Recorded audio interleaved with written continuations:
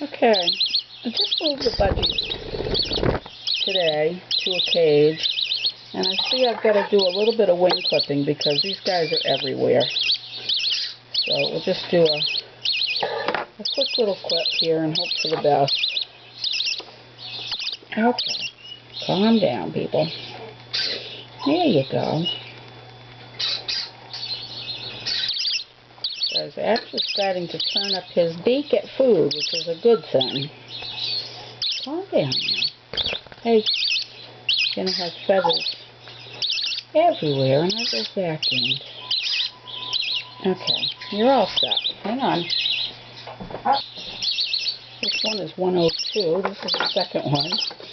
And I know he can fly because usually when I bring him over, he flies off. So we'll just do another little short clip on him. Her.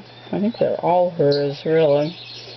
Maybe the two youngest ones are males. I'm not really sure yet. There you go. Another bite? Okay. I'm making an awful mess. Yeah, you guys are making a big mess today. Let's do this one. Hang on. This one is 4 weeks old, as is the first one. Calm down. I haven't seen any big flying from this one yet. This one is actually 4 weeks today. So we won't clip this one yet. Not until we see a lot of flying going on.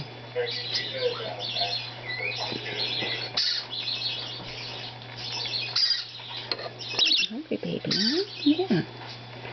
Yeah. There you go.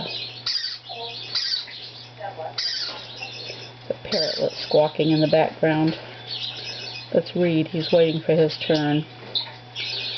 There you go. You're pretty full now. Okay.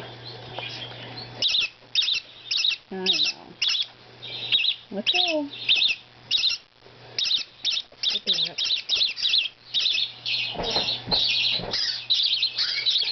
This is the fourth kid, who will be 4 weeks old tomorrow. Actually, today is the 31st, I think. So that last one was actually 4 weeks yesterday. And this one will be 4 weeks tomorrow. The last kid wasn't born until March 7th, though. So that one won't be 4 weeks until the 4th of April. There you go. Yeah. You guys are such squawkers. There we go. Okay. Okay, come on. And this is the youngest. What a huge difference. Amazing the difference in them. Eat the food off the ground. There you go.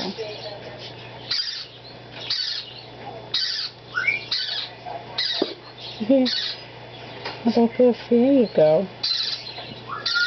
I really hope this video comes out. It's tough to do it on my own. Just get it up someplace and hope for the best. But it could be out of focus or not even hitting the bird completely. There we go. Good baby. Yeah. This one, I think, is going to be some kind of a bluish, greenish something. Quite a few pretty tail feathers, too.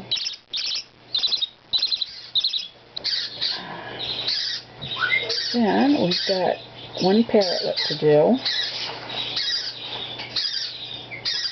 So, yeah, he's a boy, huh? Very good boy. The girls are both at the door. They like coming out right now. They're at that stage. great. They're basically weaned, though. They won't take anything from me anymore. And this is the time to load them up with millet. I just read an article, too, yesterday that somebody who has been breeding them for a long, long time, one of the first breeders in the country, back in the 80s, said that when parrotlets die very shortly after going to the new home, it's generally because they've changed their environment and their schedule and what they're fed too quickly. That you should load them right up with millet for the first couple of weeks, even if that's all they eat, just to make sure that they transition over. Whoops. Somebody just flew by. There goes the second one. Good thing they're clipped. Come on. Hi, guys. Hi. They have been corralled. I'm not sure about the focus on this, so let me shut this for a minute. Maybe from there. Hopefully that's focused. I don't know. This is Reid, the little boy. He's already learned to step up. And one of the girls. Up. The other girl. They're very cute kids. Yeah, they are. They're cuties. But I thought that was really interesting about the kids, how stress can do them in if they're not cared for properly initially. And it makes sense to me because I had lost a couple last year, and that was the first time ever. And at the same time, I had sold one that was a little bit younger than one of them, and that one was fine, but it went to an experienced owner. And I had kept one that was younger than one of the ones that was sold and that died. And I'm talking dying like within a couple of days, which is really weird. And the one that I kept for breeding, she was perfectly fine. Plus any siblings that I had sold, they were all great. So I think that that's very accurate, and it makes me feel good to hear a very experienced breeder of parrotlets say that.